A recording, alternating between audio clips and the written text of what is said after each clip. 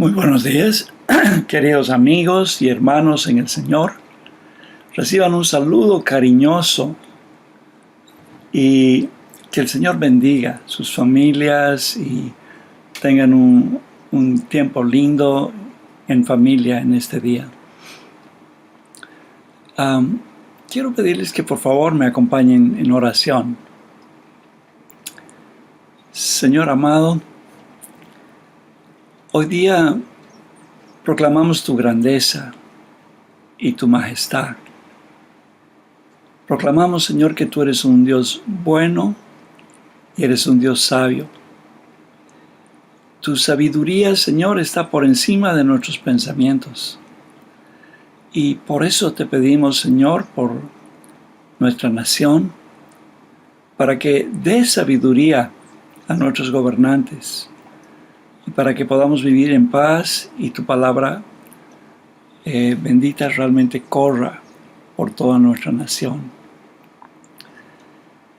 Señor, también queremos orar hoy día por todas aquellas personas que están sufriendo, Señor, por situaciones de salud, ahí en las clínicas o en situaciones tan complicadas y tan difíciles, Señor. Padre, ten misericordia. Señor, líbranos. Por favor, socórrenos y ayuda a cada uno de tus hijos y a cada persona, Señor. Y da tu cobertura, tu protección a los médicos y a las personas que están trabajando para ayudar a todos aquellos que están sufriendo, Señor. Da tu gracia, por favor. Gracias, Padre. También queremos orar a ti, entregando esta enseñanza.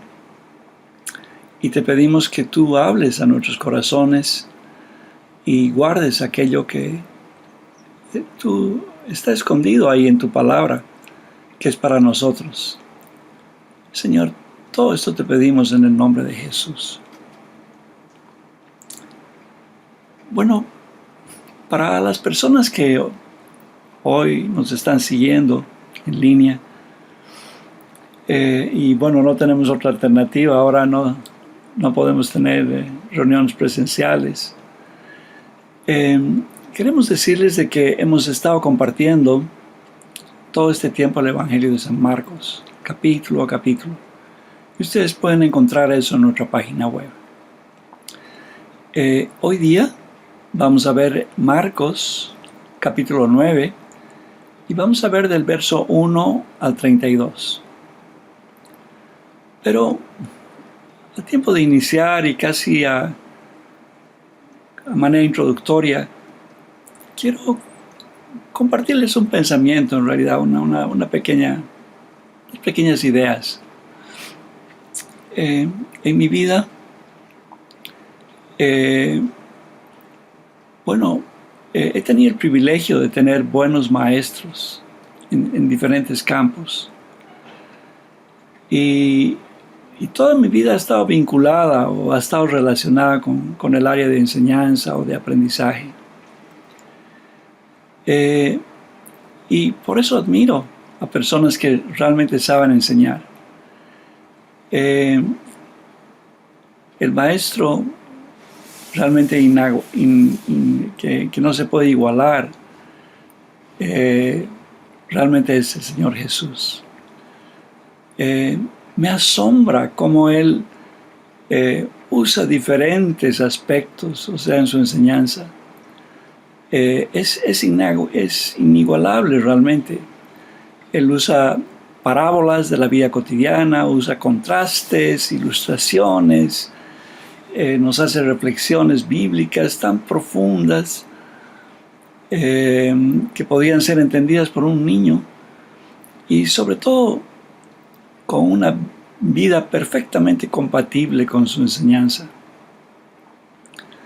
Y en esta porción que vamos a estudiar, los invito a poner atención, a mirar la forma en que Jesús instruía a la gente, pero en especial a sus discípulos. Hemos estado viendo en los capítulos 7 y 8 del libro de Marcos que Jesús estaba predicando tanto a judíos como a gentiles. estaba confrontando a los fariseos y a los escribas por su legalismo y por su hipocresía. Y a la par estaba entrenando intensivamente a sus discípulos en esta última etapa de su ministerio. La semana pasada, David nos compartió en su prédica del capítulo 8 sobre el verdadero propósito de Jesús. Y vimos cómo ahí hemos podido apreciar cómo el Señor enseñaba a sus discípulos también, ¿no? Y les hablaba intencionalmente de su muerte. Y les estaba comenzando a hacer entender estos conceptos y de su resurrección y también del costo que iba a implicar para ellos seguirle, ¿no? Al ser sus discípulos. Entonces, a la par del anuncio de su muerte, ahí en esa porción había una primera enseñanza a sus discípulos, ¿no? Sobre diferentes aspectos. Bueno, aquí en el capítulo 9 vamos a ver que se hace un mayor énfasis en el entrenamiento también de sus discípulos. Y les da una mayor revelación de su deidad y propósito. Y los lleva a una región lejana, ya que era Cesarea de Filipo. Y luego más tarde vemos que va a retornar y va a pasar por Galilea y Perea y va a enfilar directamente a Jerusalén. Pero es como que aquí está haciendo una pequeña pausa el Señor, ¿no? Para entrenar intensivamente a sus discípulos. Bueno, el título que le he asignado a esta enseñanza es Conociendo más de la identidad y propósito de Jesús. A manera de bosquejo, vamos a ver en punto 1, realmente que Jesús es el Hijo de Dios anunciado en las Escrituras. Marcos, del 9 del 2 al 13. Luego en el punto 2 vamos a ver que Jesús tenía toda autoridad, pero demandaba fe para caminar en medio de un mundo caído. Marcos 9, del 14 al 29. Y en el punto 3 se nos habla de que Jesús tenía que morir y resucitar para cumplir su propósito. Marcos 9, del 30 al 32. Bueno, vayamos al punto 1. Jesús es el Hijo de Dios anunciado en las Escrituras. Marcos 13, del 1 al 3.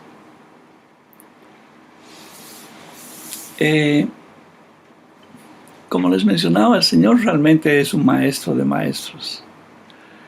En todo el sentido de la palabra. Y vamos a ver cómo en este punto se separa un tiempo exclusivo con Pedro, Jacobo y Juan, que eran sus discípulos más cercanos, y sube con ellos a un monte alto, probablemente el monte Hermón, caminando muchos kilómetros, pienso que más de 30 kilómetros, y escalando esa montaña, ya para mostrarles en la cumbre del monte su gloria. Ellos habían sido testigos también, este grupo de 3, de la resurrección de la hija de Jairo, ¿no? El Señor les permite que ellos ingresen y sean testigos de aquello.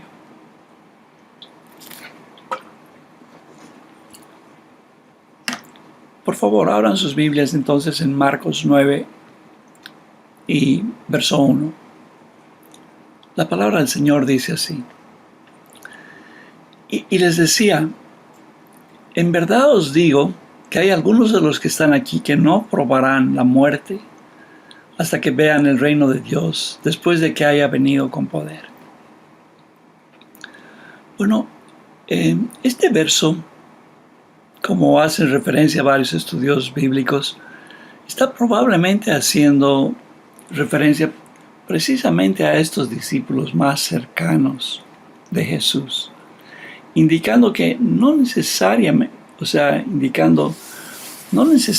que estas personas no iban a gustar de la muerte, no iban a morir hasta que Jesús venga por segunda vez, sino que iban a ser testigos anticipados de la gloria de Jesús, como habría de demostrarles en un momento, ¿no? Y como también iba a ser en el futuro. Así lo vamos a ver ahora en los siguientes versos. Versos 2 al 4.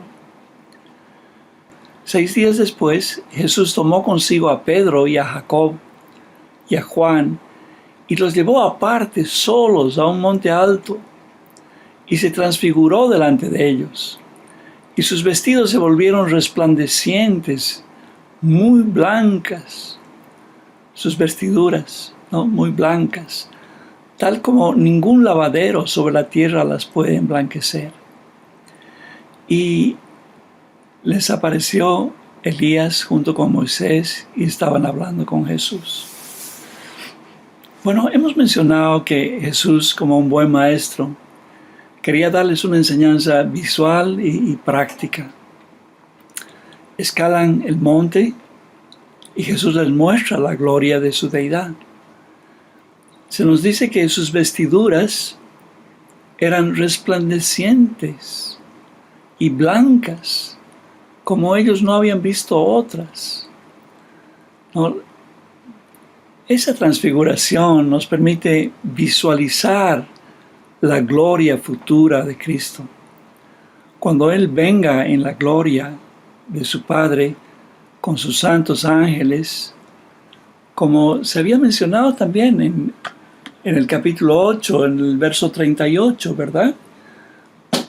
Se los leo.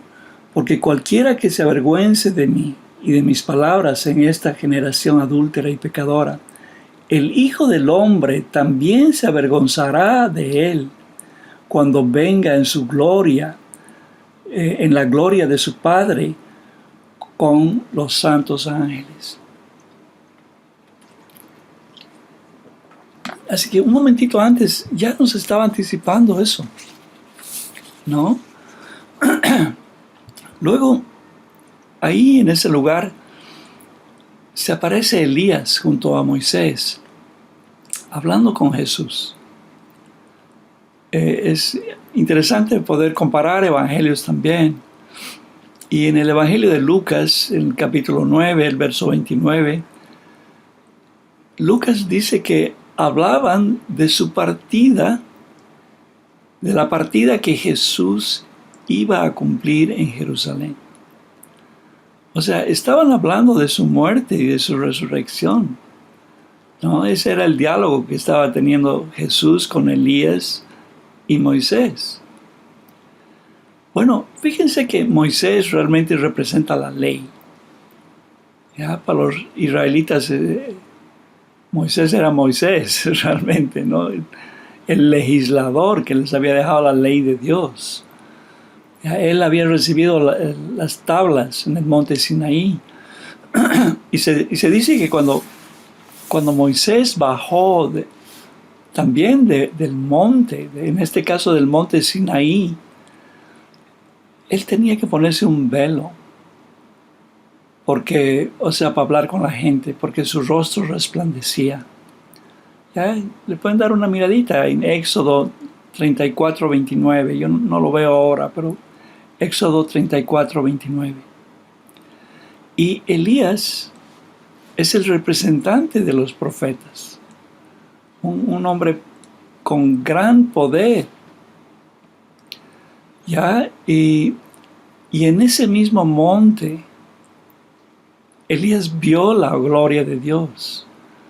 Y después de cumplir su propósito, el Señor se lo llevó al cielo directamente. También pueden ver este episodio en Primera de Reyes 19:8, ¿no? O sea, cuando Elías está en el monte y está hablando con Dios, y ahí está la gloria de Dios. Bueno, este evento era importante. Esos dos personajes eran importantes que pudieran realmente los discípulos ver junto a Jesús. Porque la gente decía que Jesús tal vez era Elías que había resucitado. Ahí está, lo estamos viendo a Jesús y a su lado está Elías. O también decía que podía haber sido algún otro profeta resucitado. Bueno, para descartar, ahí también estaba Moisés, ¿verdad? Bueno, continuamos en los versos 5 y 6. Vemos que esto realmente les produjo un shock. ¿Ya? Fue una experiencia de shock esta. Verso 5. Entonces Pedro, interviniendo, dijo a Jesús: Rabí, bueno es que estemos aquí. Hagamos 3 enramadas, una para ti, otra para Moisés y otra para Elías. Porque él no sabía qué decir, pues estaban aterrados. O sea, Pedro comienza a hablar cualquier cosa, porque se nos dice que estos hombres estaban aterrados.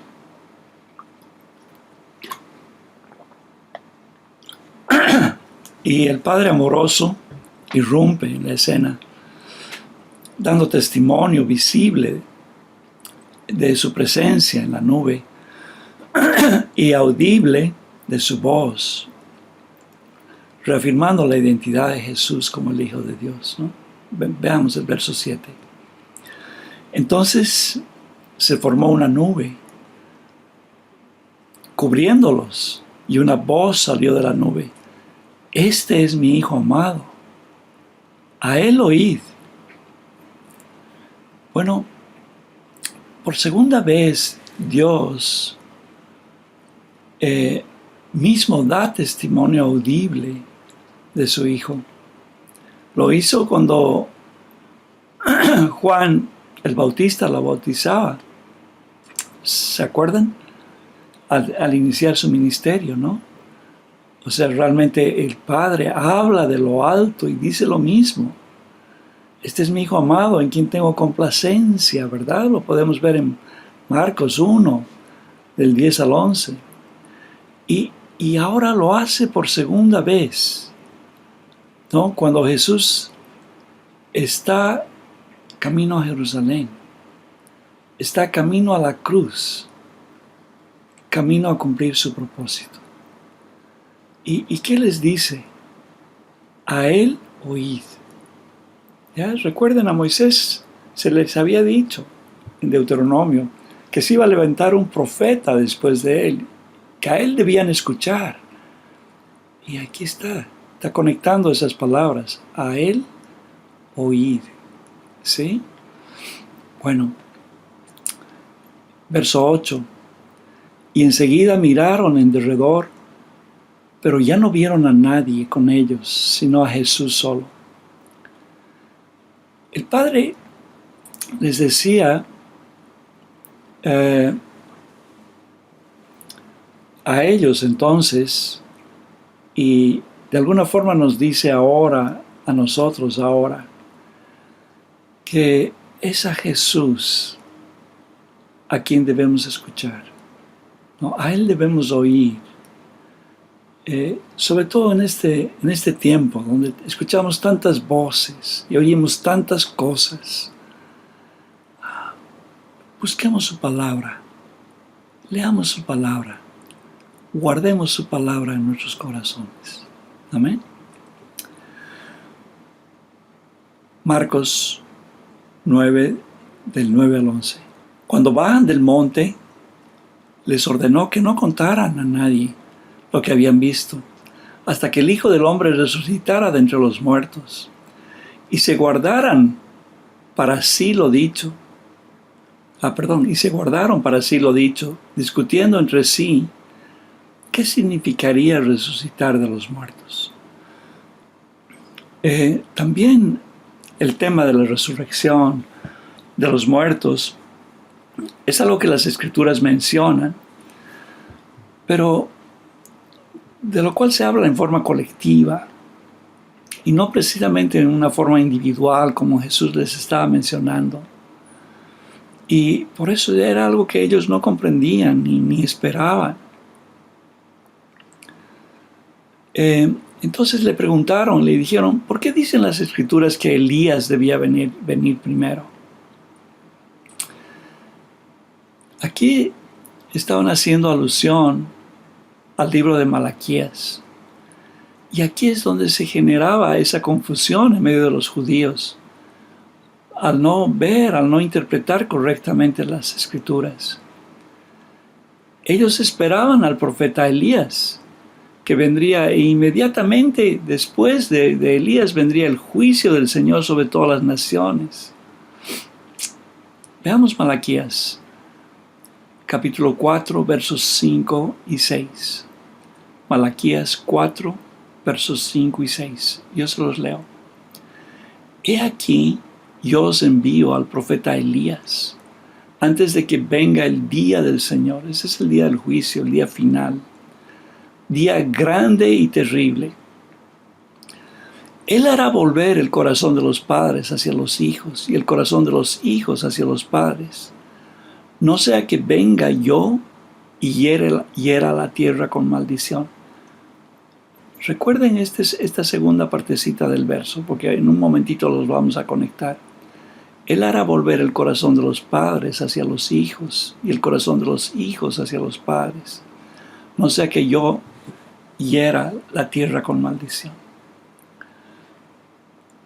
Y entonces Jesús continúa diciéndoles, y Él les dijo, es cierto que Elías, al venir primero, restaurará, y en esta versión se menciona literalmente restaura todas las cosas. Y aquí les hace una pregunta, y sin embargo, ¿cómo es que está escrito que del Hijo del Hombre que padezca mucho y sea despreciado? Entonces le está diciendo, bueno, ¿y dónde se cumple esto?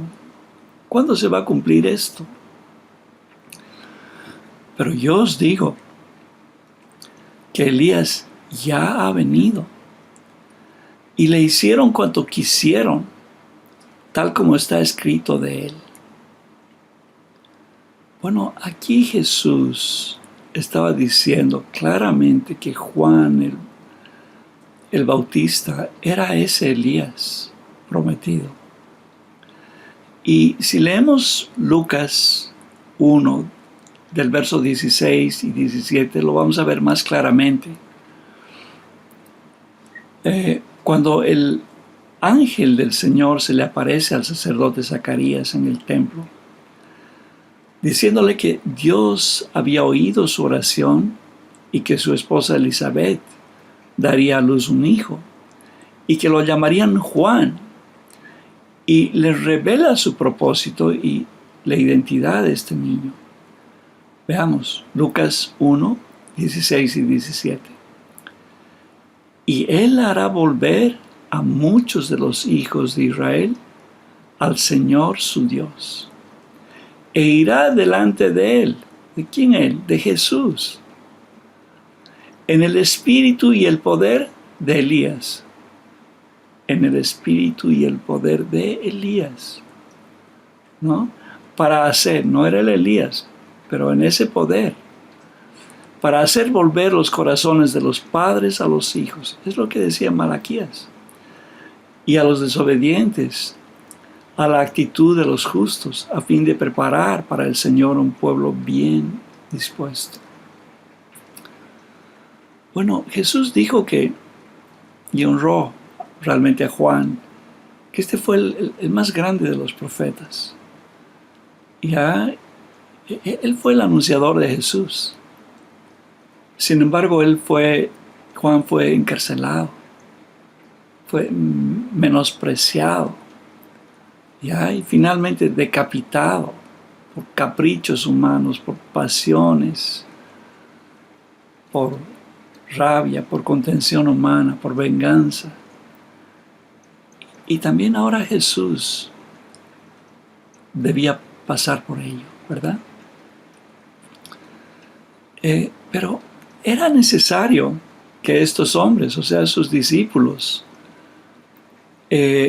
al ser testigos de su transfiguración, conozcan no solo de la muerte que había de venir y de la resurrección venidera, sino de la gloria futura del Señor. Tenemos que conectar esos tres conceptos: muerte, resurrección, glorificación, ¿verdad? Y si se dan un tiempito, por favor, lean 2 de Pedro 1, 16 y 17.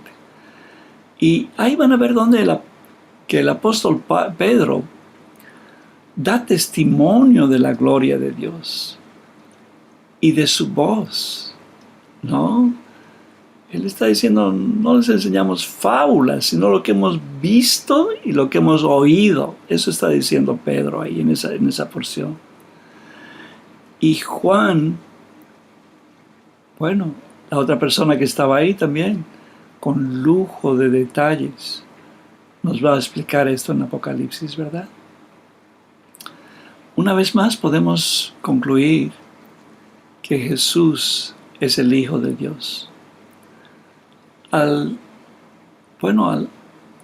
tener un vistazo, esta vez de su divinidad en la transfiguración, y que la muerte de Cristo, ¿no?, estaba conectada con la resurrección y también ligada con la glorificación. Y esto para nosotros hasta hoy también. Amén. Ok, vamos ahora al punto 2.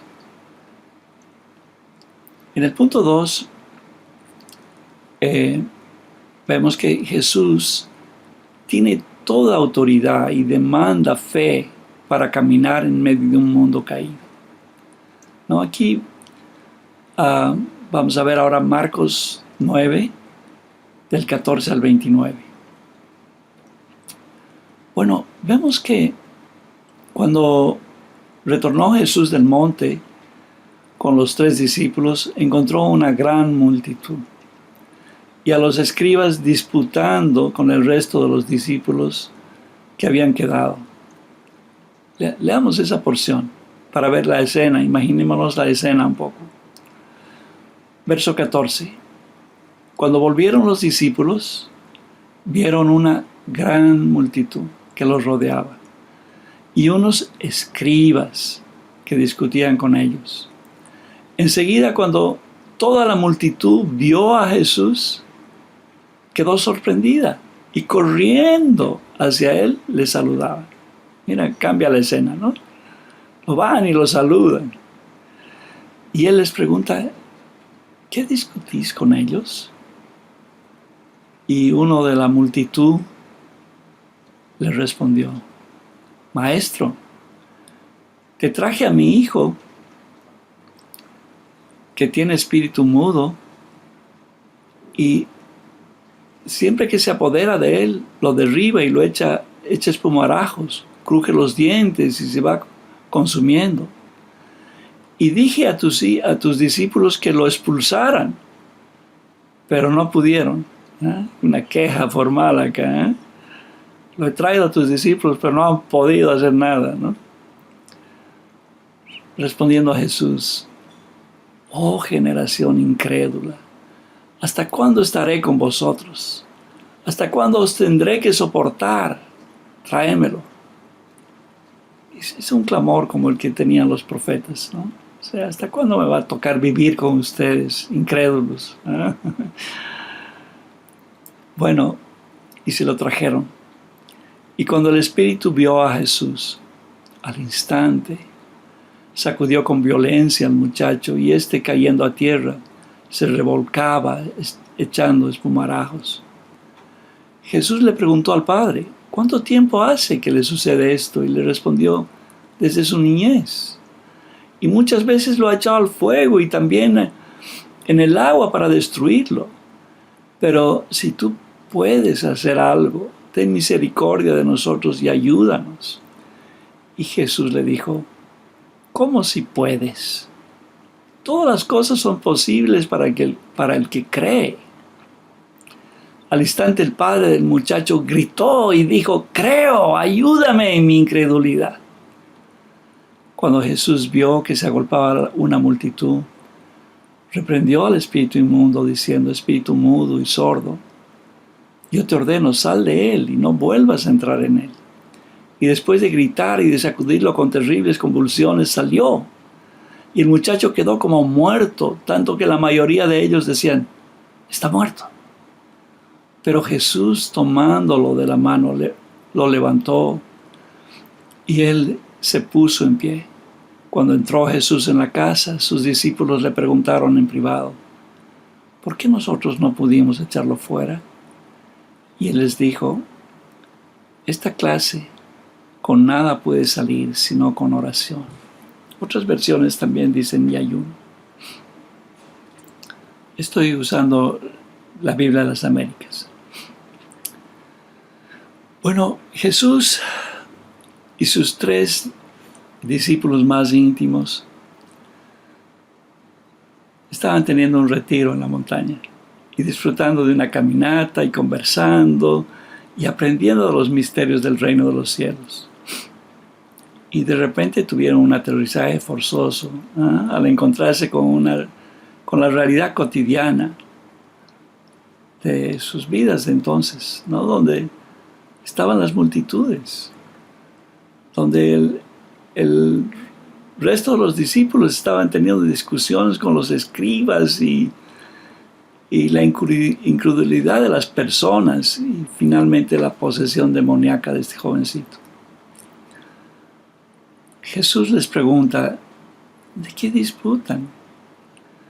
Y de la multitud sale el padre de familia de este niño y explica con detalle la situación complicada que estaba viviendo con su hijo y se queja que los discípulos no habían podido ayudarle. El Señor pide que traigan al jovencito y apenas le ve el espíritu a Jesús, comienza a afligirlo delante de todos. Y aquí se inicia un diálogo con el Padre que realmente quiero resaltarlo. Y para eso quiero que volvamos un momentito a los versos 21, de los versos 21 al 24. Jesús preguntó al Padre, ¿cuánto tiempo hace que le sucede esto? Y él respondió, desde su niñez. Y muchas veces ha estado en el fuego y también en el agua. Muchas veces le ha echado en el fuego y también en el agua para destruirlo. Pero fíjense esta partecita. Pero si tú puedes hacer algo, ten misericordia de nosotros y ayúdanos. Vean, este hombre está desalentado por la situación de años. Está dudando aún de que Jesús lo pueda ayudar. Y por eso surge el si puedes. Jesús reprende su incredulidad y él reacciona con humildad. Versos 23 y 24. Jesús le dijo, ¿cómo si puedes? Todas las cosas son posibles para el que cree. Al instante el padre del muchacho gritó y dijo, creo, ayuda en mi incredulidad. Y luego en los siguientes 3 versos vemos cómo concluye este drama. Versos 25, 26 y 27. Cuando Jesús vio que se agolpaba una multitud, reprendió al espíritu inmundo, diciéndole, espíritu mudo y sordo, yo te ordeno, sal de él y no vuelvas a entrar en él. Aquí Jesús ordena con la autoridad del Hijo de Dios. Y el espíritu inmundo obedece y hace lo que el Señor le manda. Verso 26. Y después de gritar y de sacudirlo con terribles convulsiones, salió. Y el muchacho quedó como muerto, tanto que la mayoría de ellos decía, está muerto. Pero Jesús, tomándolo de la mano, lo levantó y él se puso en pie. Allí termina la lección práctica de los discípulos y comienza la lección de discipulado. Veamos nuevamente los versos 28 y 29. Cuando entró Jesús en la casa, sus discípulos le preguntaron en privado, ¿por qué no pudimos echarlo fuera? Y él les dijo, esta clase con nada puede salir, sino con oración. Ya les mencionaba que en Valera, por ejemplo, dice ayuno y oración. Aquí hay algunos principios importantes que veo que el autor nos está mostrando. Bueno, por un lado, los discípulos solos, sin su maestro, no pueden lidiar con situaciones como estas. Ya en la vida cotidiana. O sea, tenemos que estar conscientes de eso. O sea, con Él podemos todo. Sin Él, imposible, ¿verdad? Necesitamos la ayuda del Salvador permanentemente. Bueno, nosotros también somos como ese padre de familia, que el sufrimiento nos deja sin esperanza, o sea, nos ciega muchas veces. Y necesitamos que nos reprenda el Señor, que nos dé un tirón de orejas, decimos, y llame nuestra atención para que podamos reaccionar y para que podamos gritar como este hombre, creo, ayuda a mi incredulidad. Bueno, ¿cuántas personas en este tiempo están atravesando estas situaciones? Dios nos dé gracia para poder creer y realmente tocar el borde de su manto, ¿no? Jesús, en medio de la incredulidad, no podía hacer nada. Lo vimos en su pueblo, en Nazaret. Pero en otros lados, los hombres creyeron en Él. Y el Señor operó y obró. Jesús les enseña también a sus discípulos a depender del Padre en oración.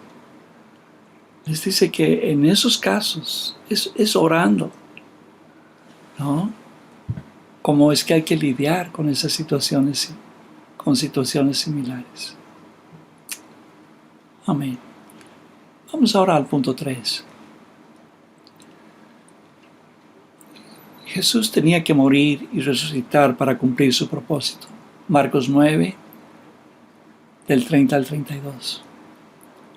Saliendo de allí, iban pasando por Galilea y él no quería que nadie lo supiera, porque enseñaba a sus discípulos y les decía, el Hijo del Hombre será entregado en manos de hombres y le matarán, y después de muerto, a los 3 días resucitará. Pero ellos no entendían lo que decía y tenían miedo de preguntarle. Jesús nuevamente busca un tiempo íntimo, esta vez con todos sus discípulos, y busca un camino alternativo por Perea.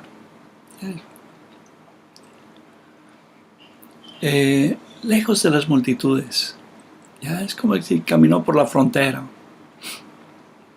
Lejos de las multitudes, para estar a solas con ellos, para hablar y explicarles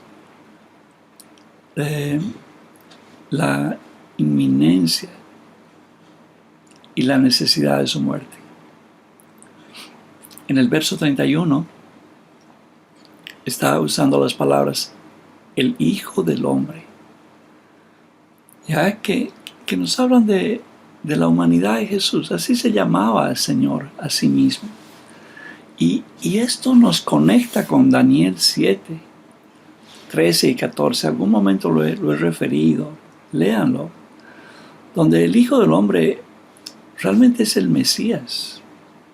El Hijo de Dios que recibirá el reino de Dios, de su Padre, para el gobierno de todas las naciones. Un dominio eterno que nunca pasará. Sin embargo, este Hijo de Hombre iba a ser entregado por el mismo Padre en manos de hombre. Y aquí hay un juego de palabras, manos de hombre. ¿Se acuerdan? David en una oportunidad dijo él: no quiero caer en manos de hombre, prefiero caer en las manos de Dios. Pero esta vez Dios los entregó a su Hijo en manos de hombre, de sus adversarios, de sus enemigos, que realmente pretendían y anhelaban su muerte. Y así, paradójicamente, se cumpliría el plan de Dios para la redención del hombre. Sus discípulos todavía anhelaban, como el resto de los judíos, una venida del reino con poder, que acabe con el mal y que establezca de una vez el bien. No un siervo sufriente que tenía que morir en lugar nuestro, como lo menciona Isaías, ¿no? ¿Verdad? Leamos Isaías 53:6. Todos nos descarriamos como ovejas, nos apartamos cada cual por su camino, pero el Señor hizo que cayera sobre él la iniquidad de todos nosotros. Sobre Jesús cayó nuestra iniquidad. Isaías 53, versos 11 y 12. Debido a la angustia de su alma, Él lo verá y quedará satisfecho. Por su conocimiento el justo, mi siervo, justificará a muchos y cargará las iniquidades de ellos. Por tanto, yo le daré parte con los grandes y con los fuertes repartirá despojos, porque derramó su alma hasta la muerte y con los transgresores fue contado, llevando él el pecado de muchos y intercediendo por los transgresores. No entendían qué significaba una resurrección individual. También querían que se acabara la muerte, ¿no? También a nosotros nos ocurre hoy en día y nos cuesta entender cuando vemos alrededor nuestro la enfermedad y la muerte de los amigos y seres queridos. Bueno, pero aquí es donde debemos confiar en que los pensamientos de Dios y sus planes y sus propósitos son más altos que los nuestros, y en que Él es un sabio y amoroso Dios. Dios es bueno, queridos hermanos. No nos dejemos de repetir eso. Dios es bueno. No nos va a dejar ni nos va a abandonar. Va a estar con nosotros hasta el fin, como lo prometió en Mateo 28. Pidámosle sabiduría para entender sus propósitos. Amén. Bueno, a manera de conclusión y síntesis, las siguientes ideas. Una vez más, con esta porción podemos concluir que Jesús es el Hijo de Dios, al tener un vistazo de su divinidad en la transfiguración, y que la muerte de Cristo estaba conectada con la resurrección y con la glorificación futura. Nosotros, como discípulos, no podemos caminar solos sin nuestro Señor. No podemos lidiar con situaciones complicadas de la vida por nuestra condición humana. Y necesitamos la ayuda de nuestro Salvador y del Espíritu Santo permanentemente, ¿no? Que Él nos ayude. Clamar como ese padre de familia, ¿verdad? Nosotros también somos como ese padre de familia que en el sufrimiento lo dejó sin esperanza. Y necesitamos que se reprenda nuestra incredulidad y nuestra falta de fe, y se nos llame la atención también a veces para reaccionar y gritar y decir: creo, ayuda mi incredulidad. Que la palabra de Dios sea lámpara para nuestros ojos, que nos ilumine, que nos reprenda, para que podamos ver eso y entender eso. Jesús nos enseña también acá a nosotros, así como a sus discípulos, a depender del Padre en la oración, en todo momento, y en especial cuando toque lidiar con situaciones similares. Pero queridos, este es un tiempo de orar permanentemente, de orar sin cesar. Bueno, entendamos también que los pensamientos de Dios son más altos que nuestros pensamientos. Isaías siempre tiene una palabra para nosotros. Isaías 55:9 dice: porque como los cielos son más altos que la tierra, así mis caminos son más altos que vuestros caminos, y mis pensamientos más que vuestros pensamientos. Esa es la realidad. Busquemos permanentemente hacer su voluntad y pidamos sabiduría para poder entender sus propósitos en días como hoy. Amén. Como los que nos está tocando vivir. Bueno, queridos, que el Señor bendiga sus vidas, que el Señor bendiga sus familias, que el Señor guarde esta palabra en nuestros corazones, que el Señor bendiga nuestra nación. En el nombre de Jesús oro. Amén. Dios los bendiga.